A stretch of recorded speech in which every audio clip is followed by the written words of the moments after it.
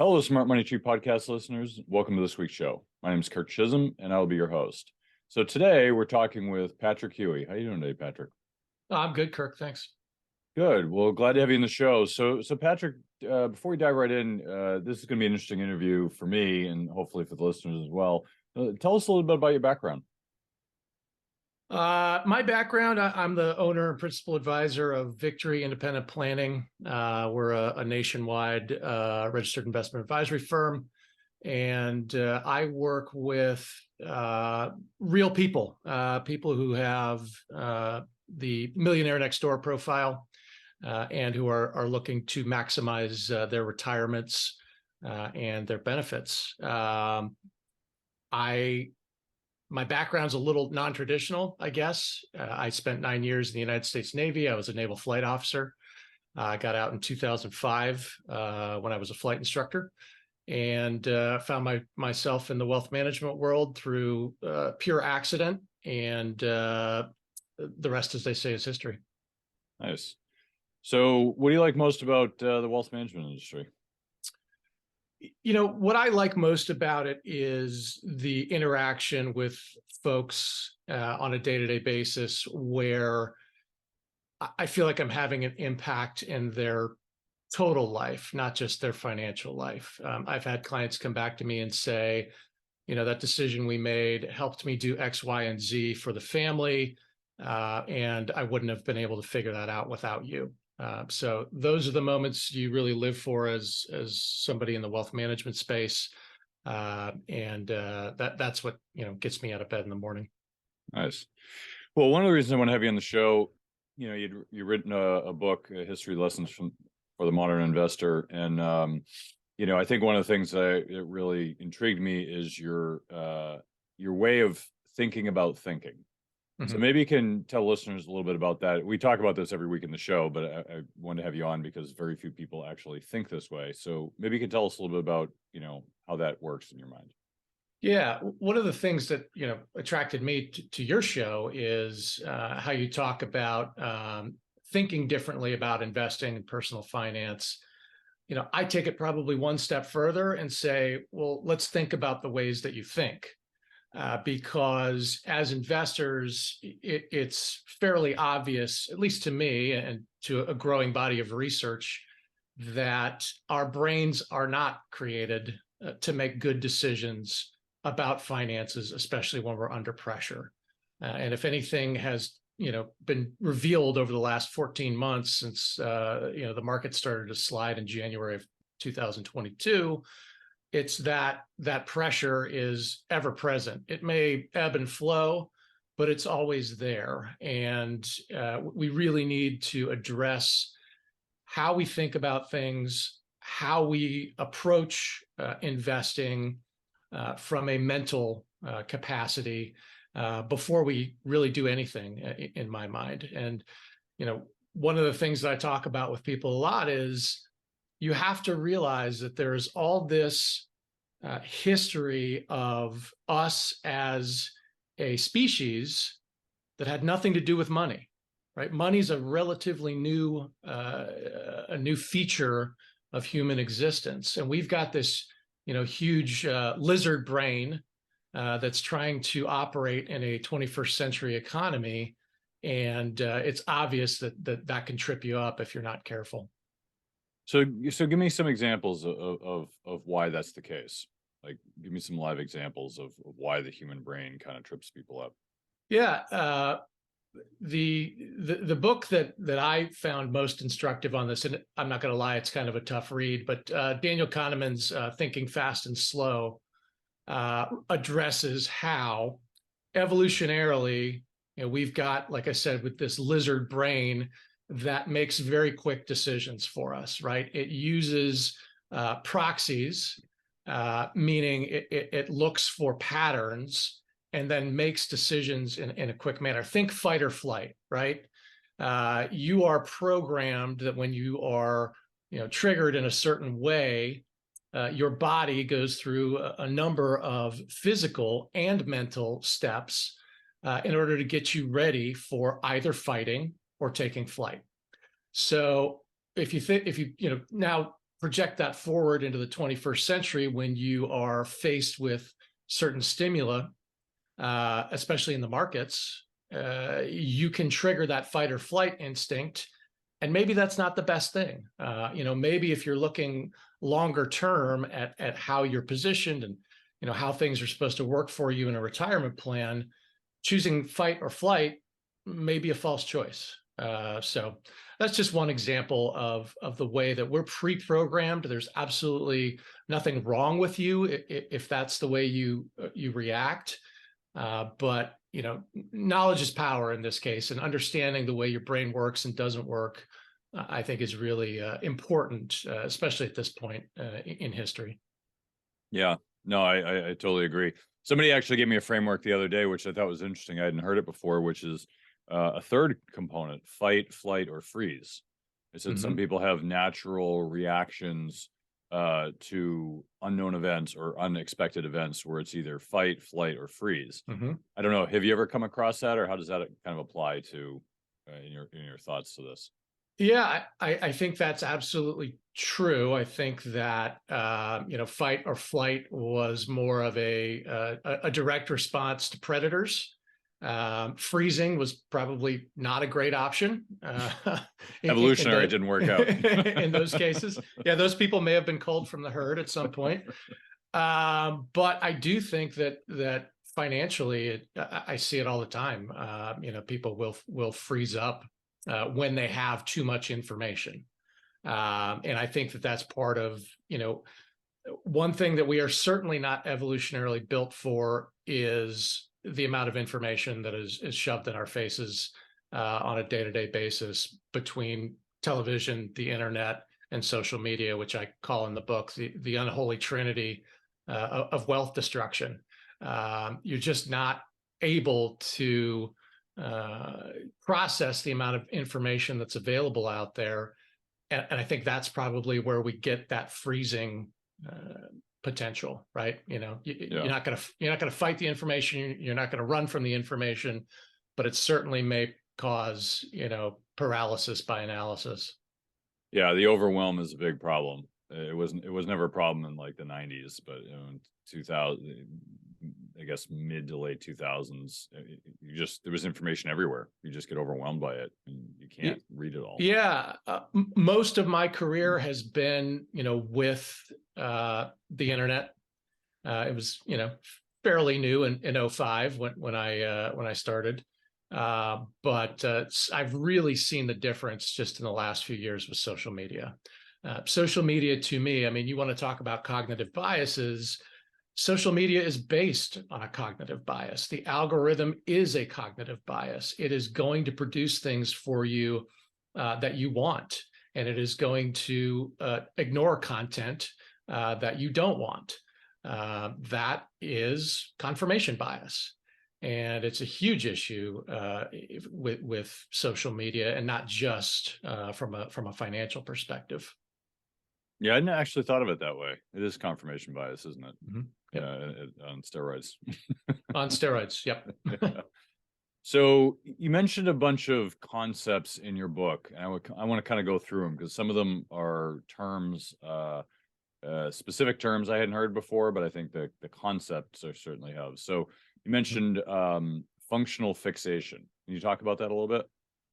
Yeah, that's a good one, especially recently, because we've seen the folly of functional fixation, especially in 2022, and really what functional fixation is at its core is the inability for us to look at a tool that we've seen used in a certain way and think outside the box. And the reason I think it's interesting now is because of what happened to bonds last year. Everybody always said, well, if you're in a 60-40 portfolio, that bond component is going to be your safety valve, and it's what is going to be your hedge against stock market volatility. And that was great until it wasn't. But a lot of us, I fortunately was not one of them. But a lot of us in the industry kind of sat there, with our eyes wide and froze, to your point, and said, well, what are we supposed to do? How would we use these differently? How could we hedge differently against stock market volatility? There was very little of that conversation before 2022. And that's because, everybody was functionally fixated. They figured that the same tool would be used the same way over and over and over again for the rest of time. And that is just not the way it works. Yeah, there was a great experiment, which I think you referenced, is it by Carl? What's the guy's name? Sorry, drawing a blank here. Carl Dunker, with the candle and the thumbtacks, which I thought was a brilliant example of this.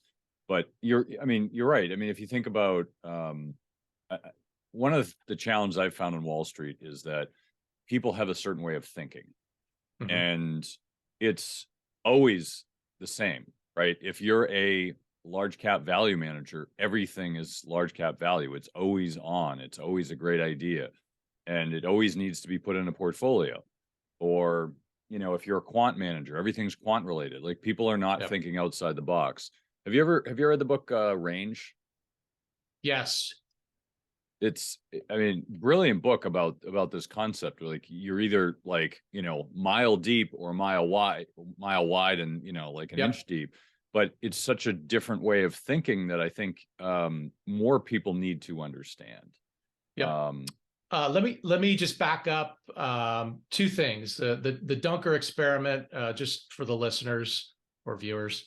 That experiment, basically, he gave a candle, a box of tacks, and some matches to the participants, and said, attach the candle to a wall without using any other materials. And the way to do it is to empty the tacks, use the tacks to attach it to the wall, and then put the candle in it. But just about nobody could figure that out, because the box of tacks was to hold the tacks, right? Yep. They couldn't get past that piece, and that was where they fell short in the experiment. The book Range, which you mentioned, I reference a lot in my practice personally. It's by a guy named Epstein, but not the bad one. The good Epstein. The good Epstein. And that book, he talks a lot about the folly of expertise. And I know that sounds crazy to a lot of people, but experts can really double down on their own biases if they're not aware of them, right? Because they're experts. And how dare you question me when this is my expertise in my field? And his recurring theme in that book is you really need to take in a bunch of experts, right? That expertise is there to provide the information to make a decision.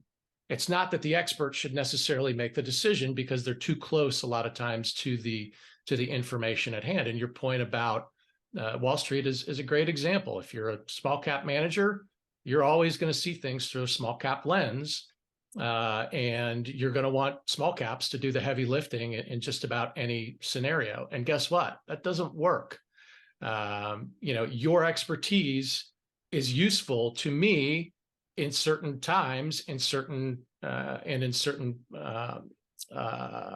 quantities, but it's not always the same.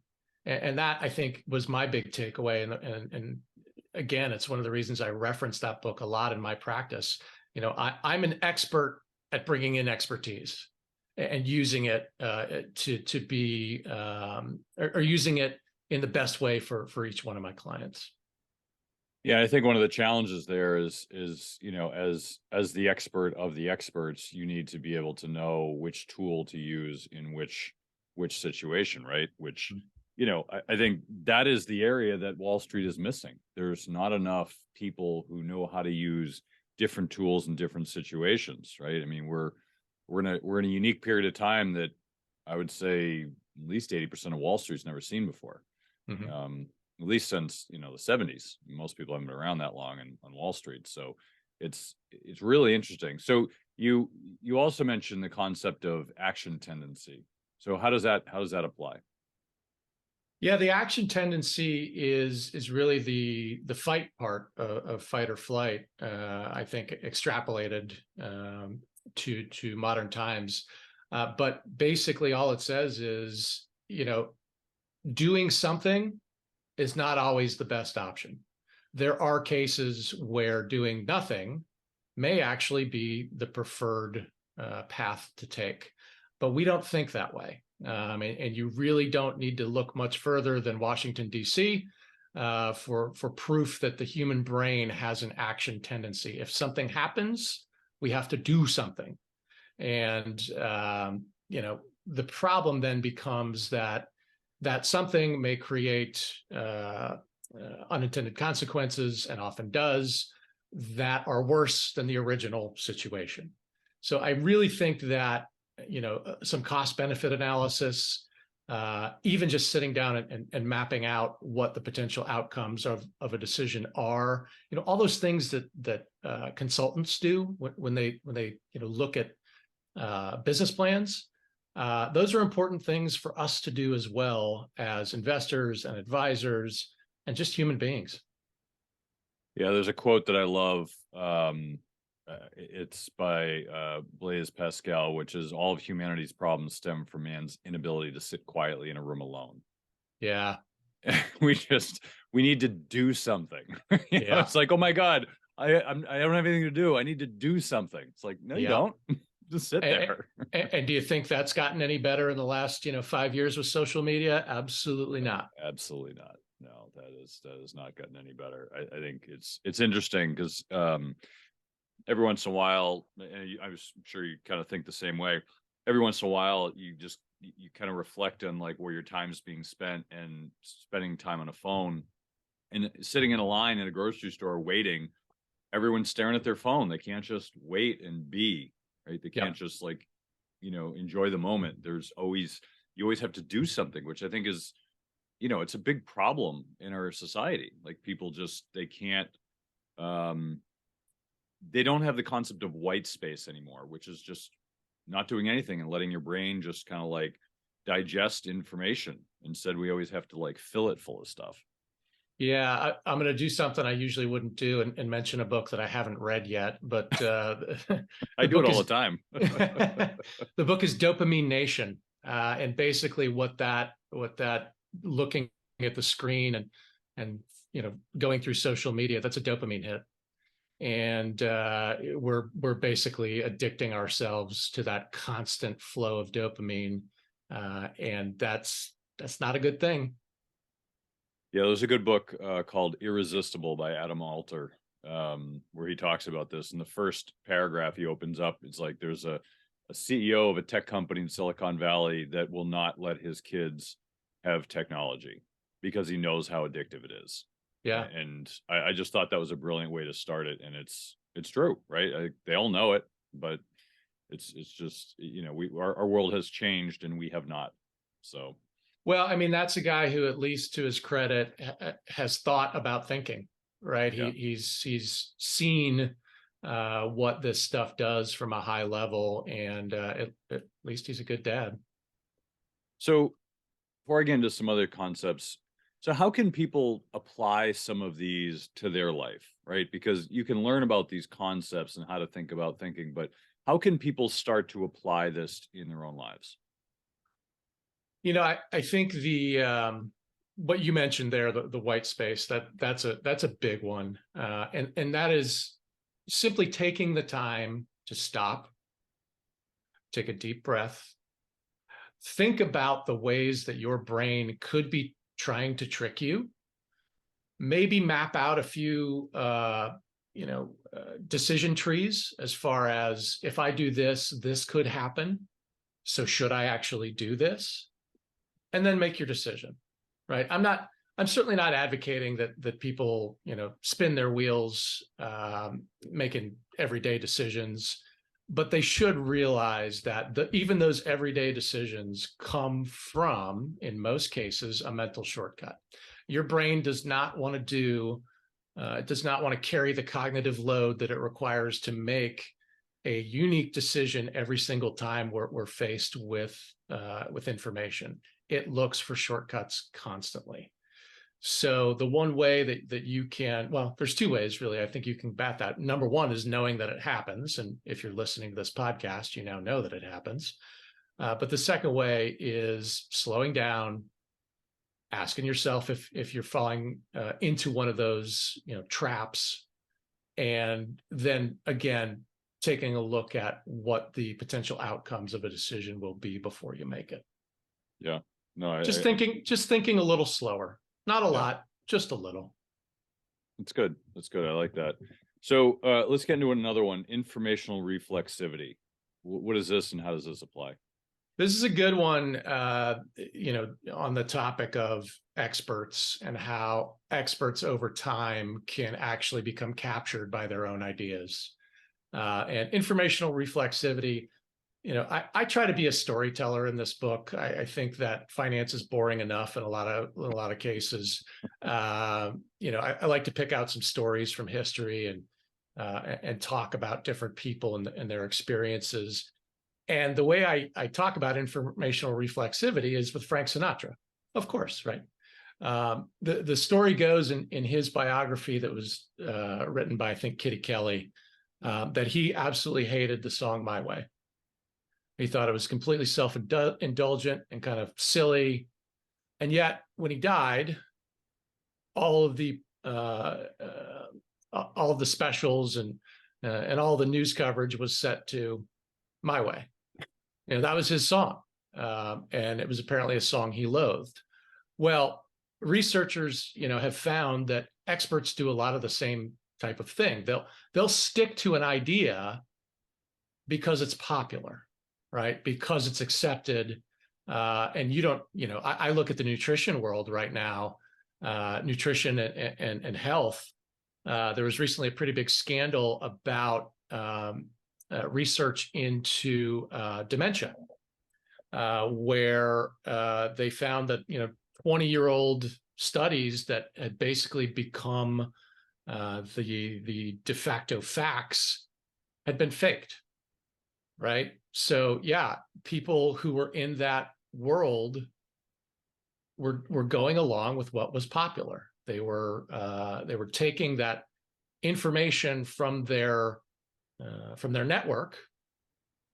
Their network liked what they had to say, so they kept saying it, even though they knew it was wrong. So yeah, I think it's a tough time to be an expert, unfortunately, in 2023, because there is a lot of data now coming out that says, look, you can be an expert. That doesn't make you perfect. And it doesn't even necessarily make you the best person to make a decision on a certain topic. It just means that you're providing that expertise and doing the heavy lifting so that, those of us who are not experts can look at the data and say, yeah, okay, this is where we need to go. Well, I love this point. I think this is such an important area that, I was actually just talking about this with somebody yesterday, and we were talking about Shakespeare, right? And people who've spent their entire lives researching Shakespeare and where he was from and who he was and all this, and they have their thesis based on it. And then come to find out that people are coming out with theories that maybe he wasn't who people thought he was. Maybe he was from, English royalty. And, people were fighting against it because they're like, no, that's not true. Well, they're fighting against it because they spent their entire life with a thesis that it was a certain way. And if it turns out to not be true, then they just wasted their entire life and they're frauds. Yeah. And I think the challenge with all of that is, what our society and our culture is lacking right now is leadership.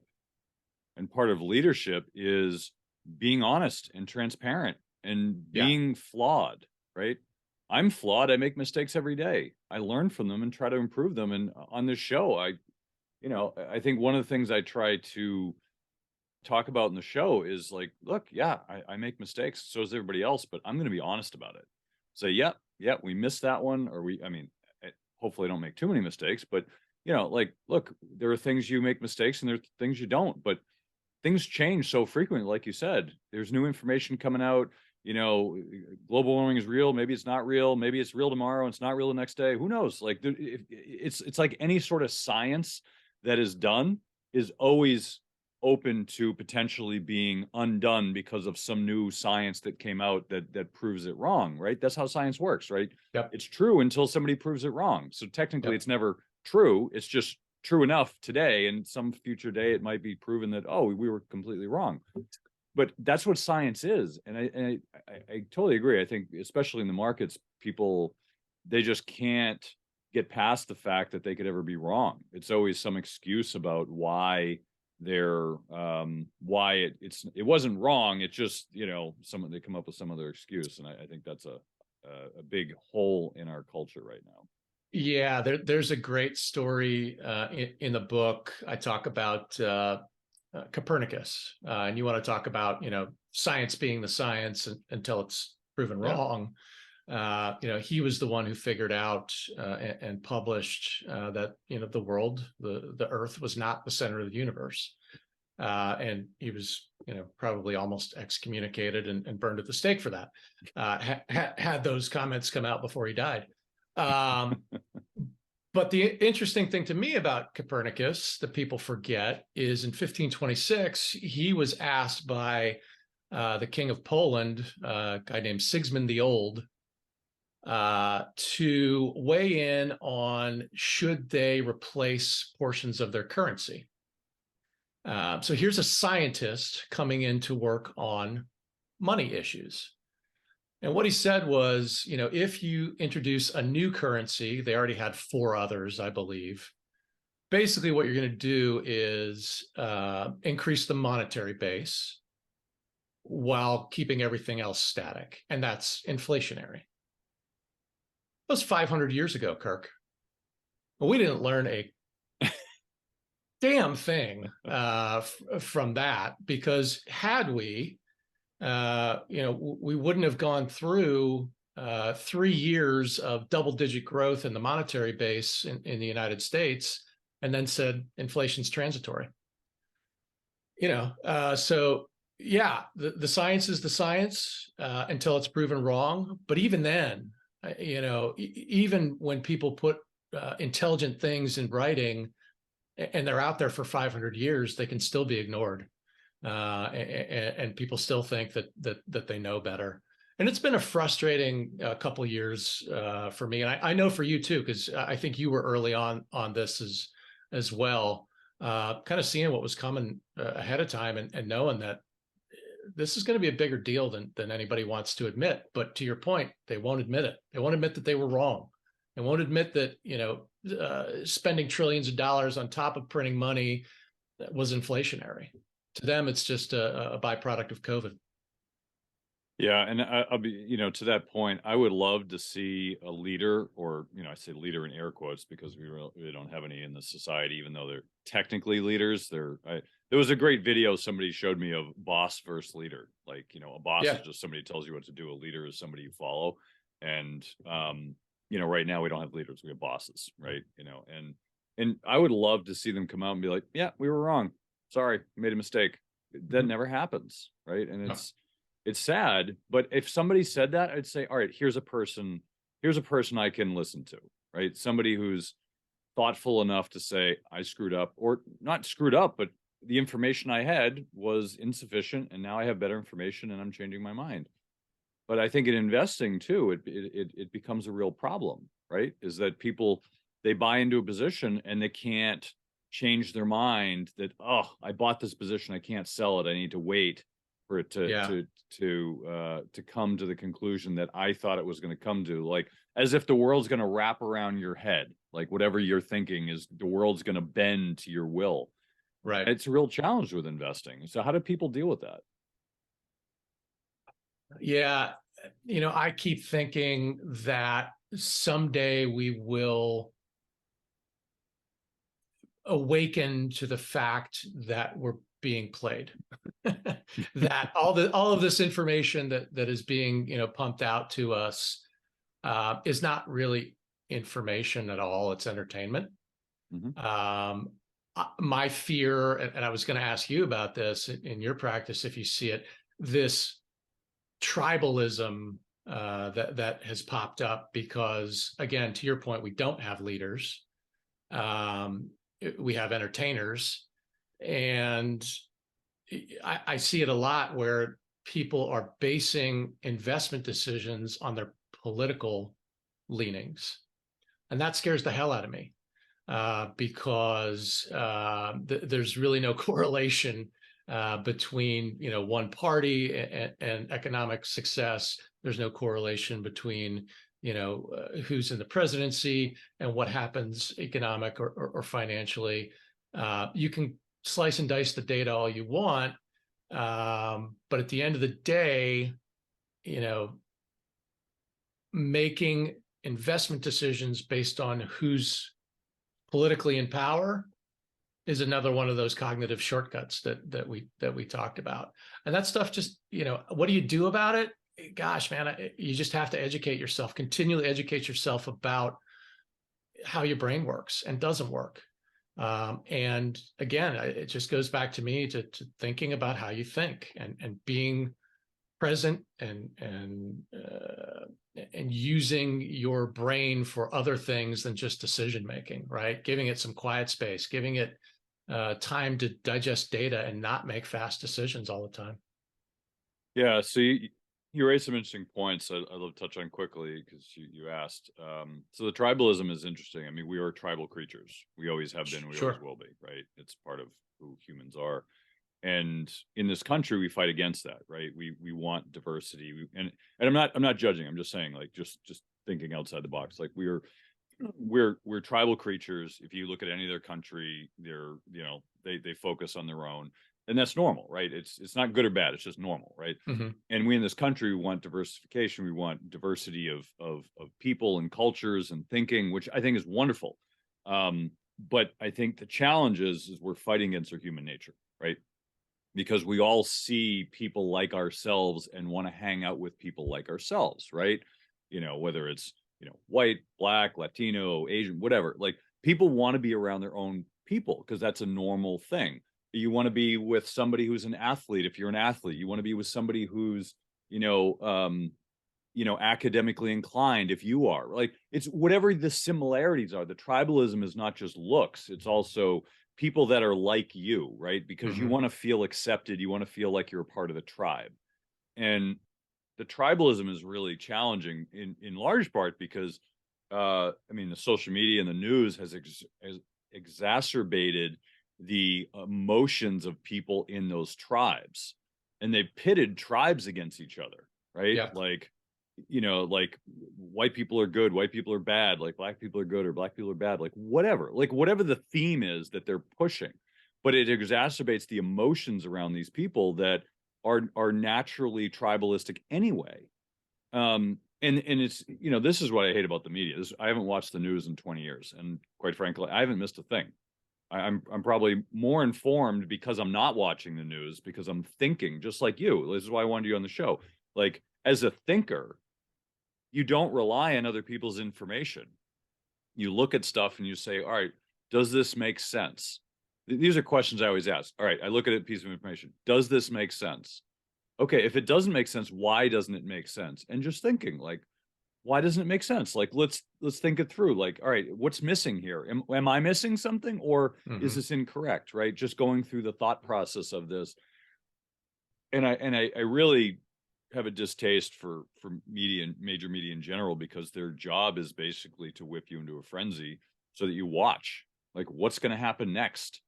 And my dad always used to say, growing up, he said, each evening the news should come up with the disclaimer that says, congratulations for all of those of you who survived the day. Here are the people who didn't. Right. And it's, that was whatever, 40 years ago. So it certainly hasn't gotten any better. No, and to your point, I really think that, again, television, internet, social media, they are exploiting how your brain has evolved, right? Speaking of tribalism, okay? Tribalism is an evolutionary, necessary thought process right? Because you didn't want to have to look at somebody when you were, running around the savannah and figure out if they were going to hurt you or help you every single time. So you congealed into these tribes, which eventually started to look like one another. Again, a very easy way to know that these are my people and I can trust them. What social media now does is act on that instinct, right? That has, you can make the case that it has very little use in modern society, but it's still there. It's still kind of baked into your cookies. So they're taking that and saying, okay, well, here's the other ways we can divide you, right? Because just being in your little tribe, that doesn't work anymore. So we're going to divide you as Republican and Democrat, black and white, European and American, whatever it is. And that is how they get your attention, right? It's part of your it's part of your brain. It's part of the way that you evolved. Once you know that, I think you can be a better consumer of that information. You mentioned the news. I don't really listen to much news. I don't tune into CNBC or Fox News or any of that stuff. I get the newspaper. People make fun of me because I'm probably the only mid-40s guy in the world getting a newspaper, but I do it for a specific reason, and that is it's a finite investment of time. When you read the newspaper, you're done. You get the information and you move on with your day. When you're in the getting it through the internet or getting it through 24-hour news or God forbid getting it through social media, those pools are infinite. You can just keep going down rabbit holes all day long and accomplishing nothing. And we do that a lot in modern society. And again, I think knowledge is power. Understanding what your brain is doing, why it's doing it, and why you shouldn't engage in it. That's powerful stuff. Yeah, no, I couldn't agree more. You also mentioned the idea of people investing politically, and it kind of ties into another area which we've seen in the news this week with Budweiser, and you got a few others like Coke, and they're, I guess I have pretty strong opinions on this. Like if you're looking at Wall Street and they're delivering, so I talked to somebody last week and they were delivering an ETF, which is basically the S&P 500, but it tilts towards Democratic leaning companies. And then they have another one, which is Republican based, which tilts towards Republican leaning companies. Now, I don't fault Wall Street for doing that because their job is to produce products that people want, right? Yeah. And people say, well, they're being greedy. No, they're just addressing a need. If somebody's going to buy it, they'll create it. If they're not going to buy it, then it's not going to exist. I think the challenge is when you have certain players which put their finger on the scale, right? And I think, Blackstone is starting to see that, with some of their dealings. And there's pension funds in conservative states that are saying, we're not going to use you guys. Yeah. We're going to pull our money out. So there is a self-balancing mechanism on Wall Street that prevents too much of that from happening, because people will just stand up and say, I'm not going to deal with it.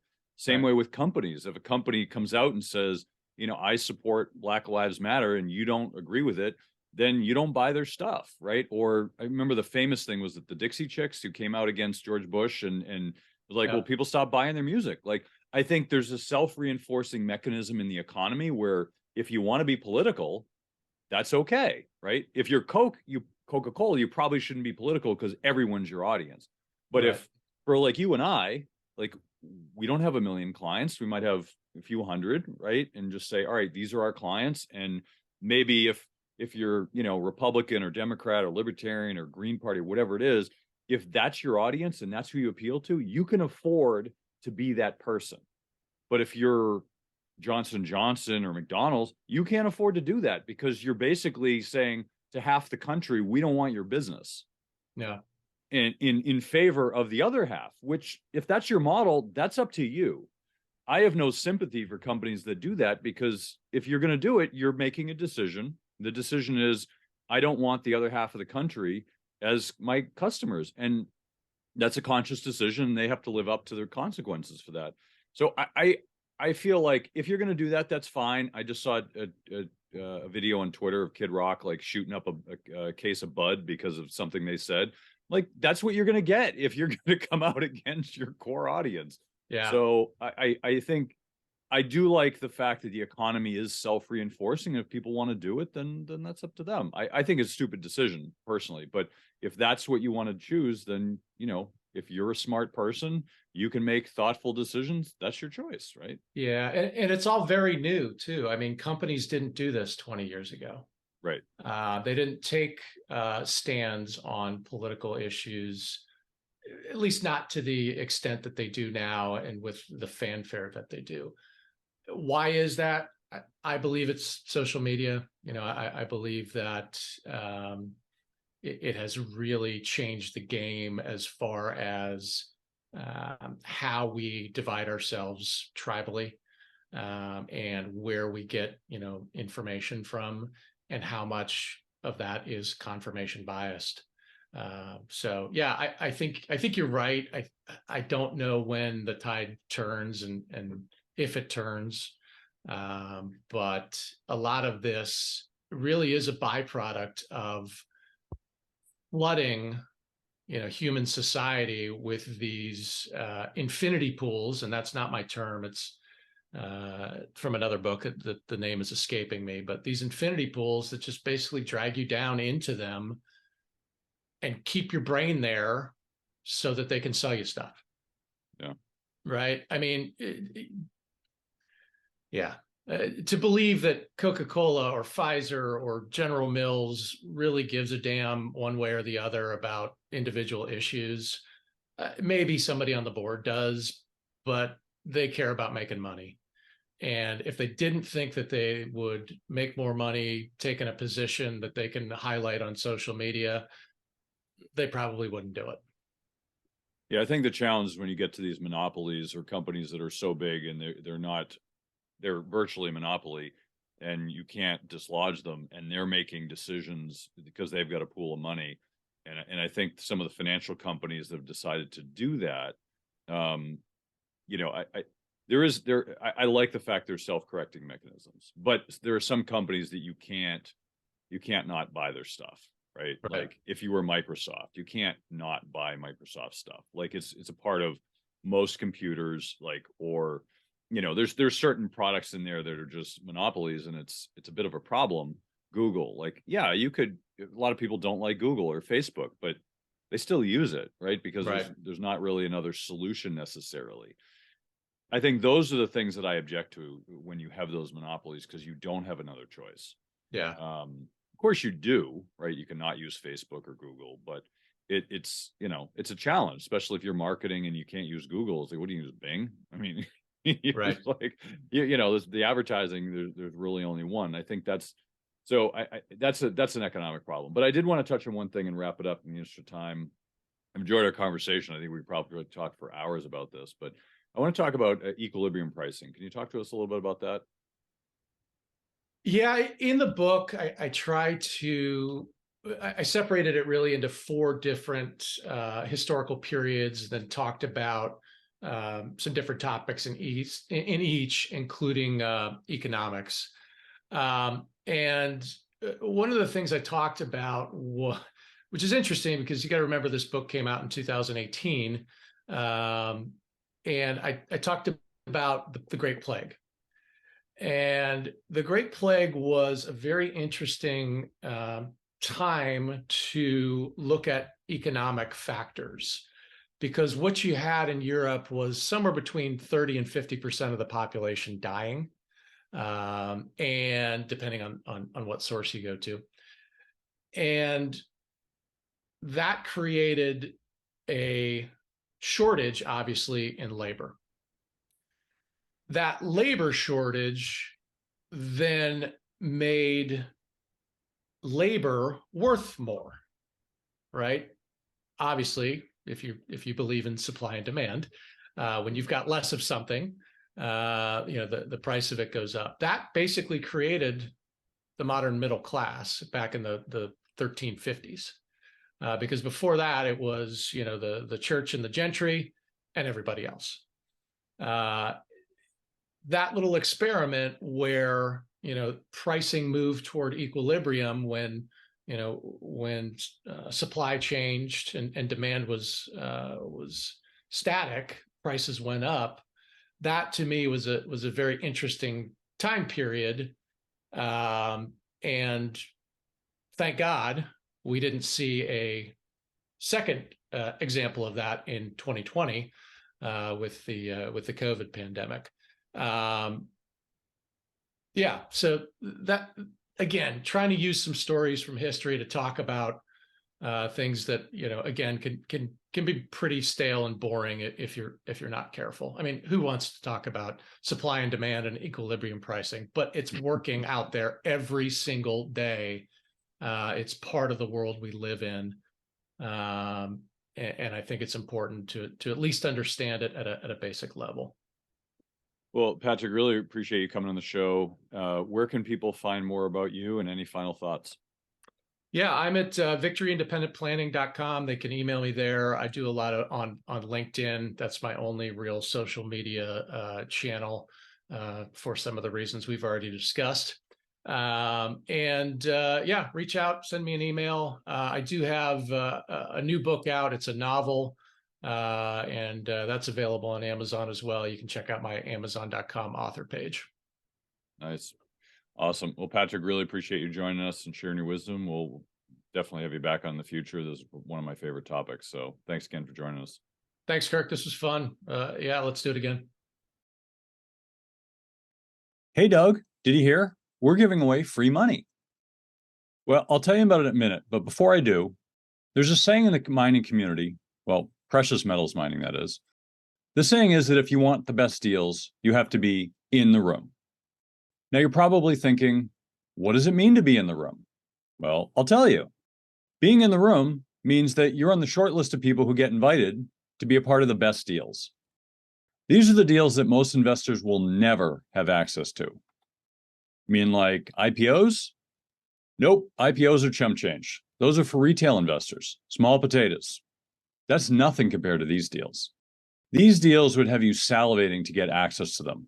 Once you know they exist, you will never look at investing the same way again. I almost don't want to even tell you that they exist because it will ruin your thinking of how the investing world really works. Now, you might be excited that these deals exist, but you only have access to the deals if you're an insider, or in the room as they call it. Now, as loyal listeners to the show, I'm going to give you a chance to be in the room. Money Tree Investing Podcast has created the Insiders Club. This is a community of our show's members who are loyal listeners of the show and want to get more out of their investing experience.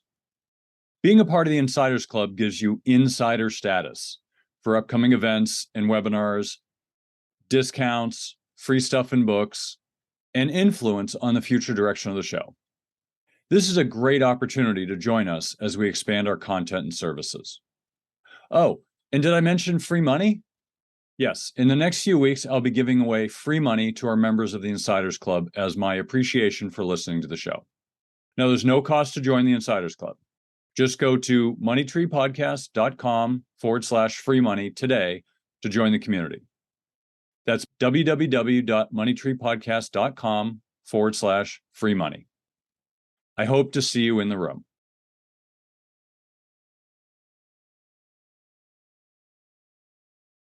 All right, that was a great interview with Patrick. Really appreciate him coming on the show. Now we're into the panel portion of the show where we have our very own Philip Weiss. Hey, Phil. Hey, Kirk, how are you? Good, good. Glad to have you join us again. And we also have our very own Tim Baker. Hey, Tim. How are you? Good, good. Well, let's just dive right in. So, Phil, what were some of your takeaways from the interview? One of the things I heard was Tim mentioned the book Thinking Fast and Slow. That's a seminal book in the area of behavioral investing. I've done presentations on it. Just anytime I hear that, it kind of piques my interest. It's just, there's so much good content in that book. So give us some like, takeaways from that. Like what do you like most about it? I think the first thing I always think about with that book is just kind of Kahneman's philosophy or theory about system one and system two, like, our impulsive thinking versus our more logical thinking. So if I go back in time, I think about when I was a kid watching Star Trek. And like, to me, system one is Captain Kirk or Captain Picard if you're watching later versions, and system two is Spock or Commander David if you're watching the later versions. Like, that's an example of those kind of things, thought processes. Okay, no, that's good. I'm a Spock fan and a Captain Kirk fan myself, but hey, everyone's got to evolve, I suppose. Yes. So Tim, I mean, we talked a lot about the kind of behavioral economics and cognitive biases, or what are some of your thoughts on that topic? Yeah, first of all, I'm not going to be able to keep up here. I'm not a Star Trek guy. I'm a Star Wars guy. So it was enjoyed the marathon last week on the 4th. So I actually haven't gotten around to reading that book, although I love the author. But one of the things it reminded me of was going through the CFA program. Behavioral Investing was a great book that was part of the behavioral finance portion of the program. And I think it's almost impossible to overstate how important behavioral finance is, particularly for the retail investor. For those of us that run books of business that are populated almost entirely by retail investors, we all know, I said to a client late last year, once you hire me, 80% of my job is your psychiatrist or your coach, right? Because like managing the money, that's what we do. I've been doing it for 30 years. That's the part that's, my day-to-day job internally without you as a client involved. Once you're involved and the markets start to behave the way they behave, it all comes down to psychology. There are very few people that are unemotional about their money. And so if people can admit that they're emotional about their money, then they should also be prepared to understand that behavioral finance is most of what's going to drive their behavior and potentially mistakes. Yeah, I couldn't agree with that more. So Phil, I think this is a good opportunity because I think you both have backgrounds in this, you both have an interest in this, and behavioral finance obviously is a huge part of what we all do. But I wanted to kind of dive into a bunch of specific cognitive biases because I think it's helpful for people to hear like what these things are and how they affect them. So maybe you could kind of start, Phil. What's a behavioral cognitive bias that that you think is common that people should be aware of? One of the easiest ones is confirmation bias, right? That's our ability we look for things that confirm whatever it is that we think, instead of looking for a contrary opinion. And I know when I worked as an analyst, that was something I always wanted to do, or even when investing, I want to find somebody that's taking the other side, because I might be missing something. And most people aren't willing to do that. We just go and look for things that confirm exactly what we believe. And it's hard to make good decisions if you're only reading people that agree with you. And Kirk, if I could chime in, just my quick chirp on that is exactly, in my opinion, what goes on with digital currencies right now. There's very little analysis to be done on digital currencies. So people buy it and then hope for it to go up. And that's their confirmation that they did the right thing. Not that they found some new information. It just went up. See, it went up. Told you I was right. I mean, isn't that most of investing, like momentum? That's like a whole, like momentum investing or technical investing. Isn't that pretty much what it is confirmation bias? Yeah, no, and you know me, I'm a big factor investor. I'm a big believer in all of that. And the only factor you could ever apply to digital currency is momentum, because there's no other way to value it. Yeah. Yeah, I think that's important, and it's important to recognize. And it doesn't mean it's a bad thing, right? Because, like I said, technical analysis or momentum investing is based on that. But if you understand how people think, then you can get ahead of it, right? True. All right, well, let's talk about another one. Obviously, confirmation bias is one of the most commons. What else? What about you, Tim? So the big one I always talk about, and I know the three of us were talking about this before we got started today, but the big one for me is the technical term for it under behavioral finance is anchoring, but it's basically making all of your subsequent decisions based on whatever price you paid for a stock, right? Which once you've paid that price, it has very little to do with what the stock is going to do going forward and what you should do with it. So, right, and it becomes kind of a double-edged sword, because you pay $50 for a stock, it drops to 35. Somebody like me comes along and says, like, well, you should be more diversified. Let's not own individual stocks. Here's a series of ETFs that we use for our clients. And we hear all the time, well, I'm going to wait for the stock to come back up.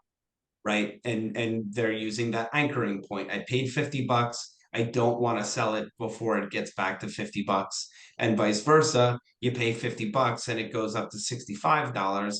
And somebody like me comes along and says the same thing. Well, why would I do that? I've already got a winner on my hands.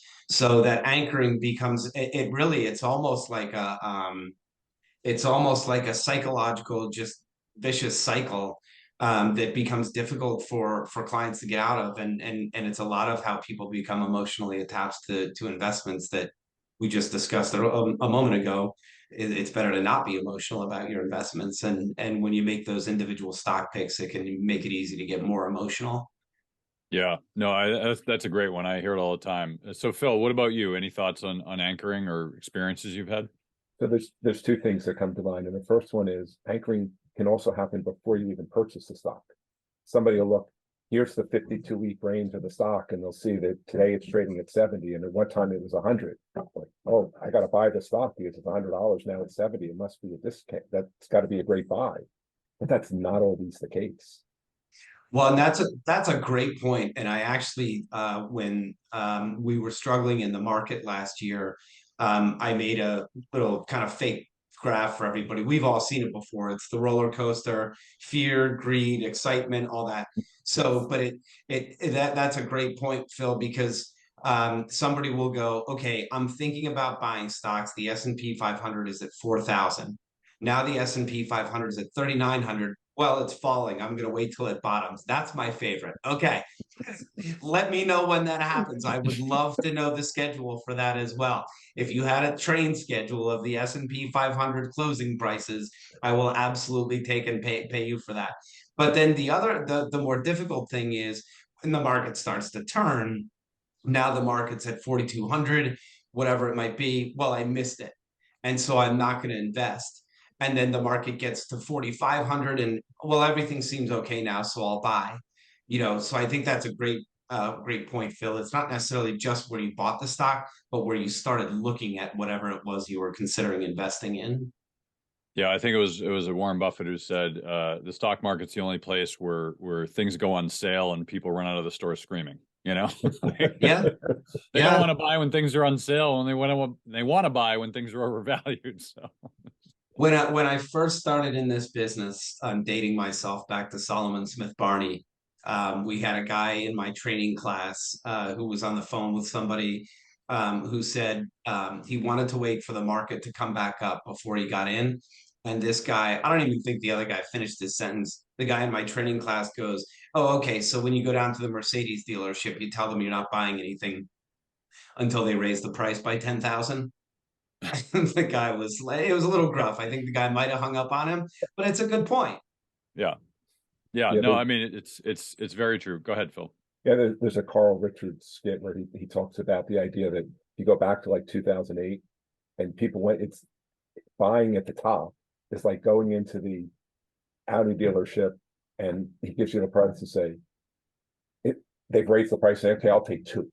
Right? Yeah. That's what we do. We want to buy more. That's what we do. We do that in investing all the time.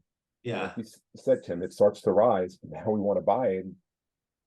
When we're investing, we're taking a view that the market's going up long term, and we have to remember that and not try to get into all that timing stuff.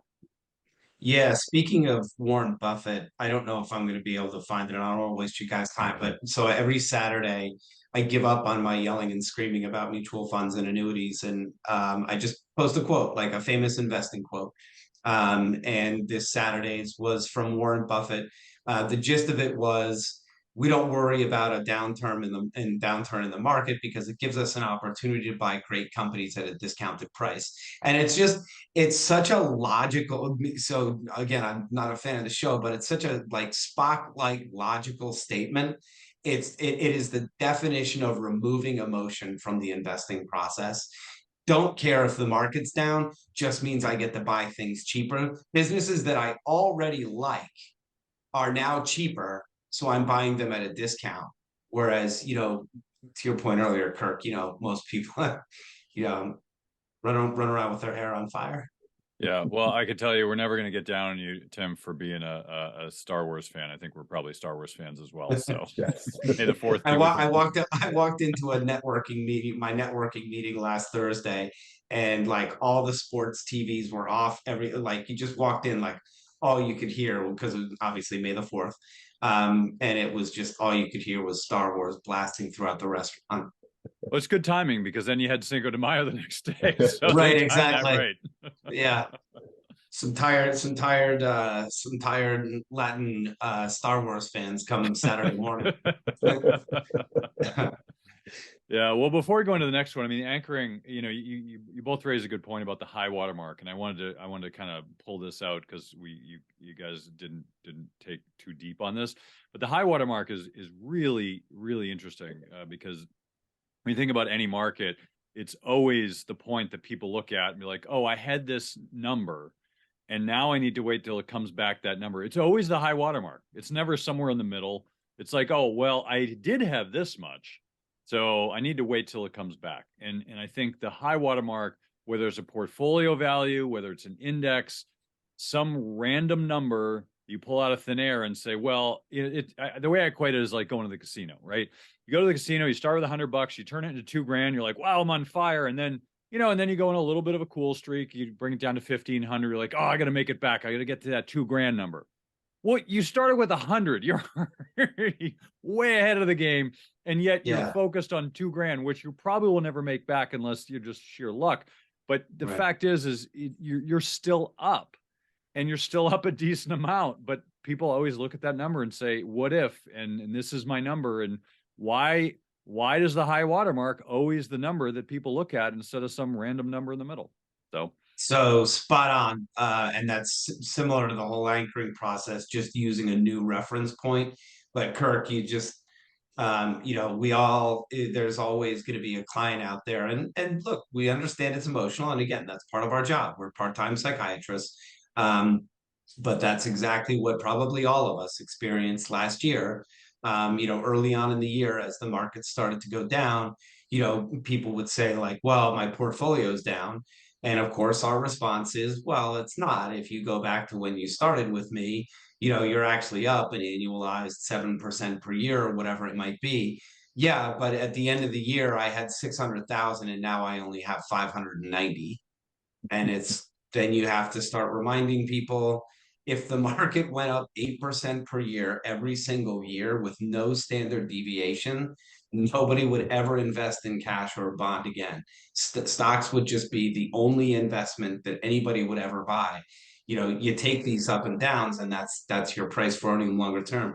But Kirk, you just reminded me of exactly not so much later in the year, because later in the year, people had more of a right to bitch when the S&P 500 is down 18%. That doesn't feel great. But early in the year, when people were down but still up from a starting point, there was still that complaint. Yeah, before I hand it back to Phil for the next one, I'm gonna hit on one which is the hindsight bias. This one when I started my career, it was always my favorite.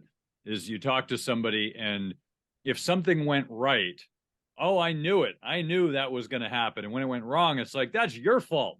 Like it's always someone else, but it's like looking at things saying, oh, I knew that was going to happen. Well, football game, why didn't you bet on it? Right. Well, I don't know. I just didn't. But I think we kind of get into this place where, we as human beings, we want to be right. We want to be, we want to have something that we did well. Like I was right about that.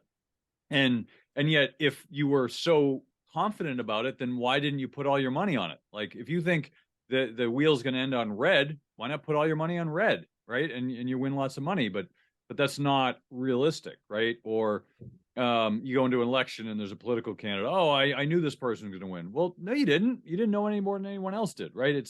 We can't tell the future, but we somehow can deceive ourselves into into looking at that and saying, oh, I knew it all along. Like, no, you didn't. Well, and it's a great subliminal acknowledgement of the risk. Yes. People will say, like, this is definitely what's going to happen. It's the whole concept of put your money where your mouth is. Well, and then maybe there's an admittance that, okay, well, we know it might not happen. And the other thing that all relates to, I think about, is process versus outcome, right? When you're investing, you can have a good process and you can have a bad outcome. And you can have a bad process and still have a good outcome. And we always want to base it on the outcome, but really it's based upon having a good process and knowing that good process doesn't always lead to a good outcome. It's not always going to work that way, but that's why it's important to have some constancy and then carryover in your process so that you can have a better chance to know when the outcome is because of your process rather than just sheer luck. That's a great point, Phil. I just want to touch on this quick because we did have Annie Duke on the show a few months ago, and she talks a lot about this in her recent book Quit, where she talks about I think she used who was it? It was one of the football coaches, but basically he made a great decision, but the outcome was poor, and people just basically ripped him a new one because the outcome was bad. And they're like, would you do it again? He's like, yep, do the same thing again next time because I made the right decision because of a process, even though the outcome was not in my favor. So I love that point. I appreciate you bringing it up. Go ahead, Tim. Well, I was just going to say, I'm blanking on the name of the academic that wrote it, but there was a PhD or a group of PhDs that did a study on, the outperformance or lack thereof of active mutual fund managers. And basically they break down their returns into like factor exposures, stock selection, and then basically like what they determined was whenever they do first of all, 90% of the time over time, persistence of mutual fund performance. I think that's the paper. And basically it says, if you're in the top quartile 3 years later, you're extremely unlikely to be in that top quartile.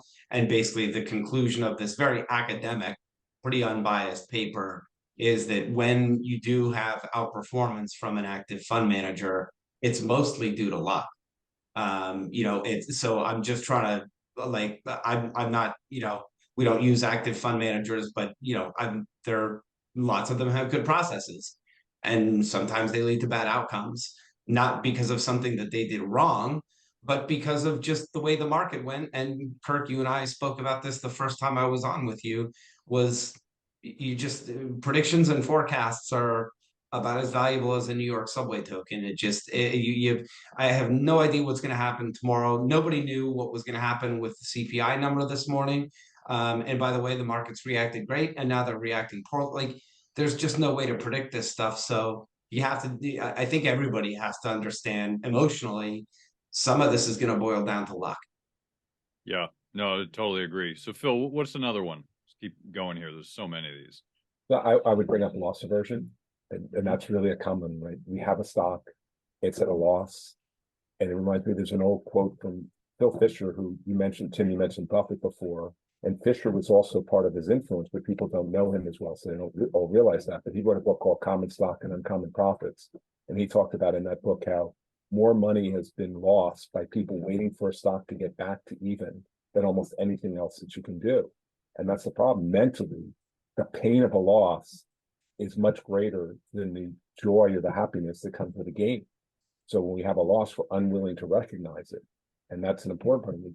When you have somebody that can take the emotion out of it and say, hey, this is not a good investment anymore. We have to take our loss and move on because there's a better thing to do with our money than to keep holding that. And people just hate to recognize those losses. Yeah.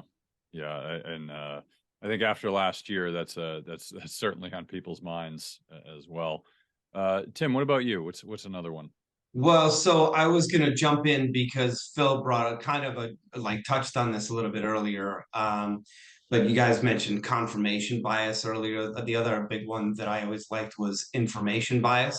And this is coming from somebody who used to be a financial statement analyst for Citigroup. So, anybody who's ever been an analyst all has some kind of information bias. And it's basically, I think you can combine it with confirmation bias, which is following information, whether it's good information or not. And that's why I say you could combine it with confirmation bias, because you could go out and we call it data mining. You could go out and just find somebody who's written a research report that supports Bitcoin or Tesla or whatever other stock that you want to buy. And it may and may not be good research, but if it confirms your sort of natural predilection, wherever you were leaning in the first place, not only do you now have confirmation bias, but you have information bias because you may not be validating a source. Well, isn't that why 2008 happened? Basically, Bingo. information bias. No, the real estate always goes up because it always went up. Right. Yeah. Yeah. Yeah. So Phil, what about you? There's still a lot here. Oh, there's a ton. There's actually, I have a chart in an article I wrote about this topic on my website that shows there's like by my count, there were 188 different behavioral biases. So like one I think about a lot, ties into some of these things, is recency bias. And Tim, you talked about that cycle of market emotions before, and that's where recency bias really comes in, right? When the market's going up, when we look at what just happened, so we want to buy more. And when the market's going down, that's when we want to sell, because what we see is what just happened. So we let the near-term news or the near-term actions of the market, let those have an overriding role in our decision-making process. Yeah, it's funny you bring that up, because in 2020, when you had the COVID crash, from late February, early March, into beginning of April, fastest ever crash and fastest ever recovery in the history of the stock market. In that very short window, we still had people coming to us and saying, hey, should I be dialing back my 401k contributions? Should I be dialing back, our monthly contributions with you? And I'm like, you're 35 years old. You should be ramping it up. Everything's going on sale. It's everybody, and it's still, I always try to show people, I'm like the first guy to run back to the mountain chart.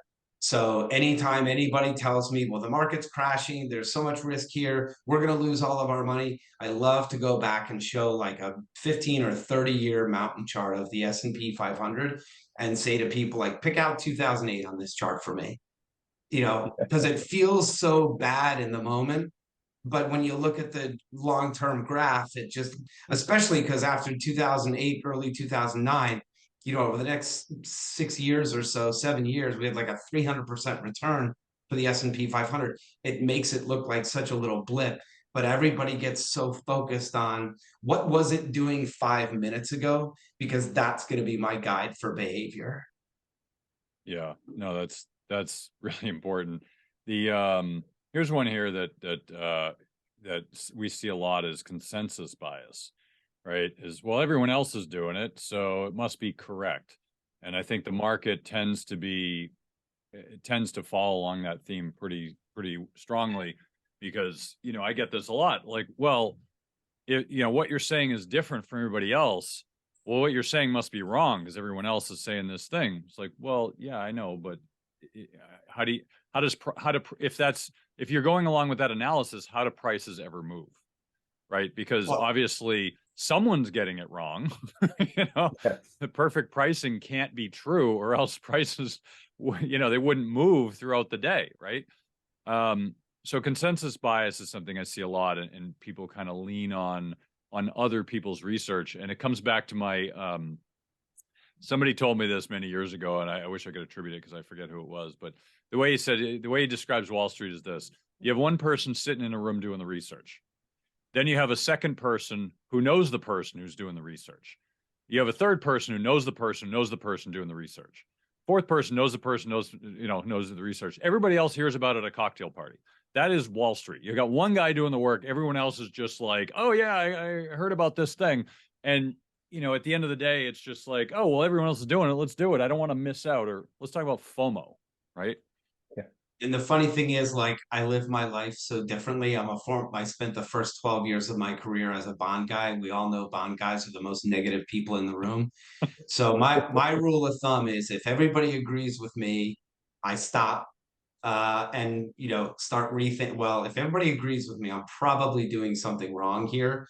So I'll turn around and go back to the drawing board. Yeah.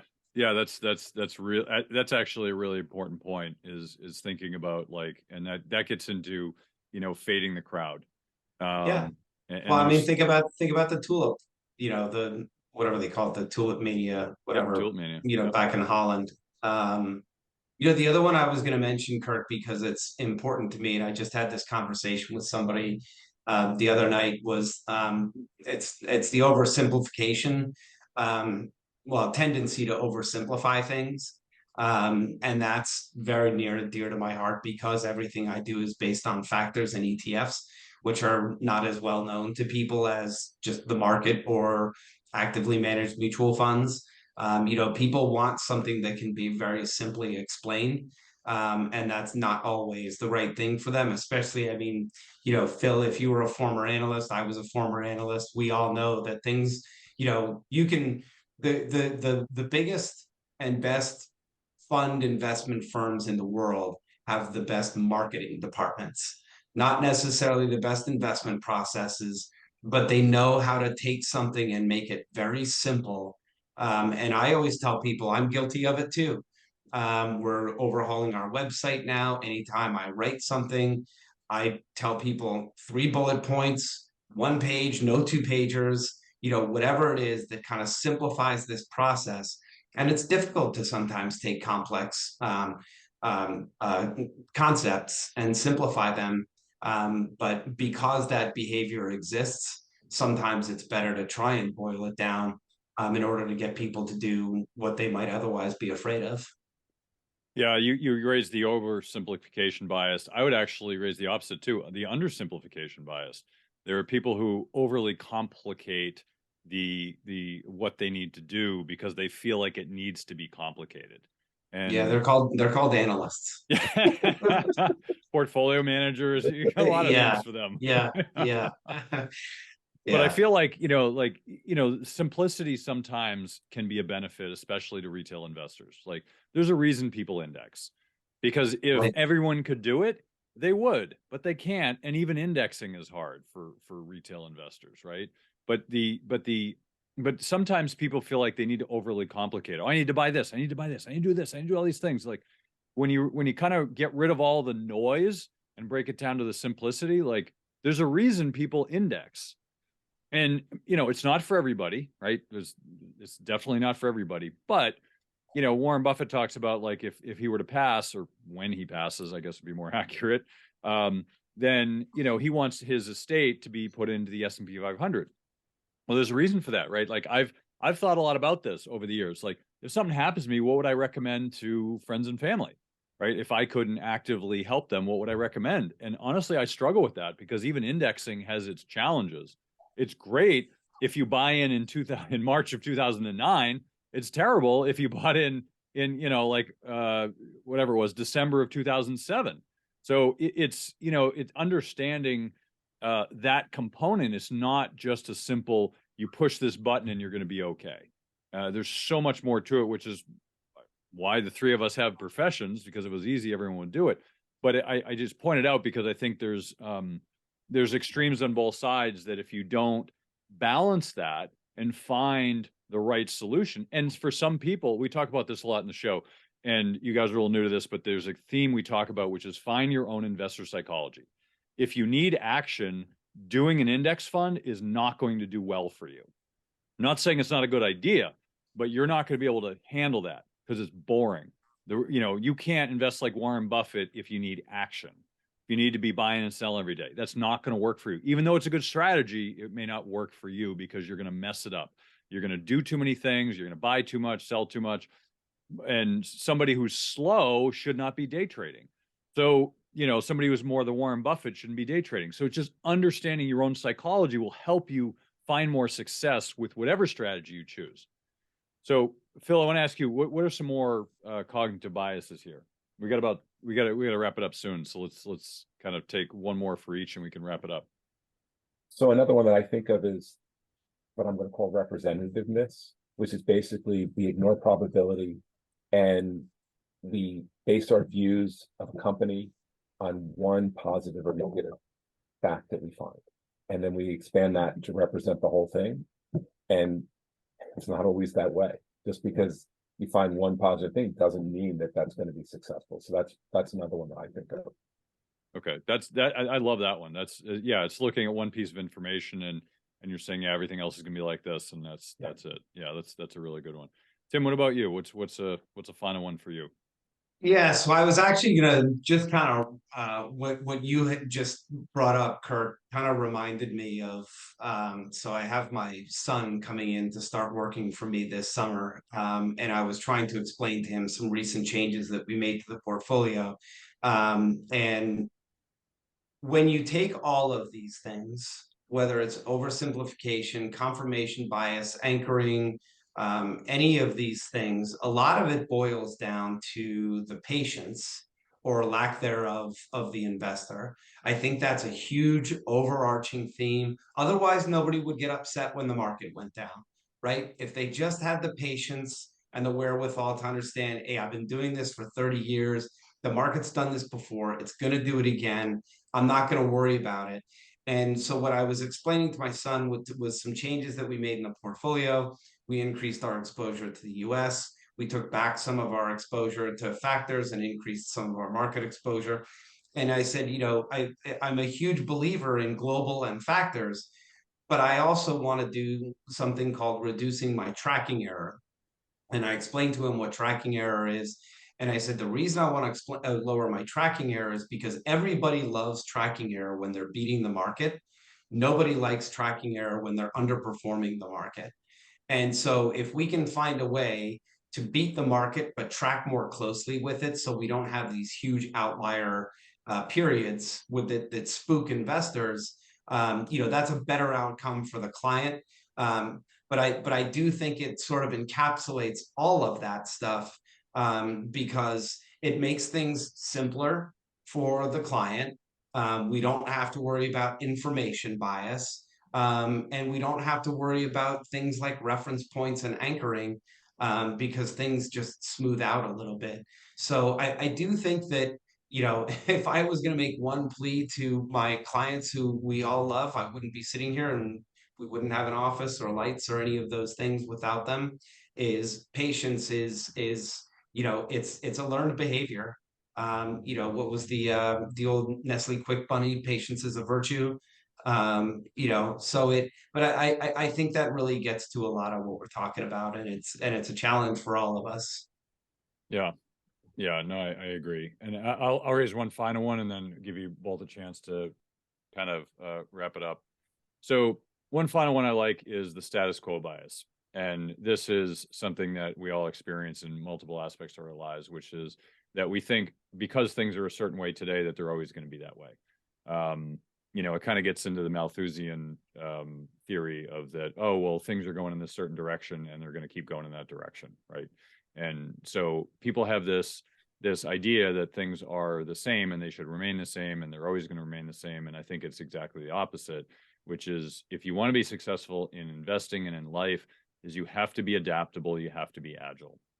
If you're investing in real estate in 2007 and you don't see the fact that there's something bad could happen and see the writing on the wall, or technology in 99 and see, something's going to break here, then you're going to have challenges. And if you're not adaptable, if you're not agile, you're going to have challenges through your career, and most of them involve huge amounts of risk because you're not identifying because you think things will always be the same. So I just wanted to leave it with that. As we wrap it up, Phil, where can people find more about you? So my company is Apprise Wealth Management. The website is Apprise Wealth, APPRISE wealth.com. And I blog every week, so there's plenty of things. I've covered this topic as well as many other investment-related topics. And just one final piece of advice on this topic for people. in the interview you mentioned at the beginning, Kirk, there was the conversation that the two of you had about not paying attention to the news. Don't watch all the financial news because there's a lot of sensationalism that goes on, and it's meant to stir your emotions. So if you want to keep your emotions calmer, try not to watch. I know when I was an analyst, I was covering oil and gas stocks, and my wife would come home and say, "How'd the market do today?" I'm like, "I have no idea," because I was working. I wasn't focused on what the market was doing. I was focused on what I need to do. And you don't need to focus on every market movement. The less you look, the better off you're going to be over the long term. Yeah, I think that's great advice, Phil. And I remember when I started in this industry, I'd watch CNBC every day, and I haven't watched it in probably I don't know, 15 years. Like the more knowledgeable you get, the less you watch for news, because it's not actually news. It's just triggers for you. Tim, what about you? Where can people find more about you, and final thought or two? Yeah, I'll just echo that media thought, because I always tell people, like, if you need to understand how much they want you to react, just pay attention to how much CNBC uses the word surge and plummet, right? It's not rose or fell, it's surged or plummeted. And then you look and it's like, well, it was up 0.5%. So I don't know if you'd call that a surge, but in any event, yeah, Tim Baker, my company is Metric Financial. We do a weekly, what we call the factor report. And it really doesn't focus as much on factors as it does just a weekly market summary, how things did. And then we include a number of articles that are worthwhile reading, from investing to the economy to financial planning, estate planning, tax planning. All of our information can be found on our excitingly newly overhauled website. Excuse me, I almost said www again, Kirk. I'm trying to behave myself. Sorry. Metricfin.com is where all of our information is available. Thanks, Kirk, for having us. Well, thanks for coming on, Tim. Thanks for coming on, Phil. Thank you both. You're both new panelists of the show, and look forward to having you on more in the show. Love having different opinions. That's one of the things our listeners love, is having a variety of opinions, and not just me. People probably get bored to tears to listen to me. So thank you for bringing on your wisdom and your thoughts. That's the show for this week. Thank you again for joining us on Money Tree Investing Podcast. My name's Kirk Chisholm, Wealth Manager of Innovative Advisor Group. We don't just manage your wealth, we make your life better. You can find more about me at innovativewealth.com. And of course, you can find me every week here on this show. You can also check out our show at Money Tree Investing Podcast. On our website, you'll have access to the show notes, resources, and the archive shows. Please remember to subscribe on our YouTube channel for immediate access to the new shows when they're released. When you subscribe to the show, it allows us to get access to some of the top minds of investing in personal finance. While you're here, please leave a comment and question if you want us to address it on the show. Have a great week ahead, and remember, no one will care about your money like you do, so invest in your life.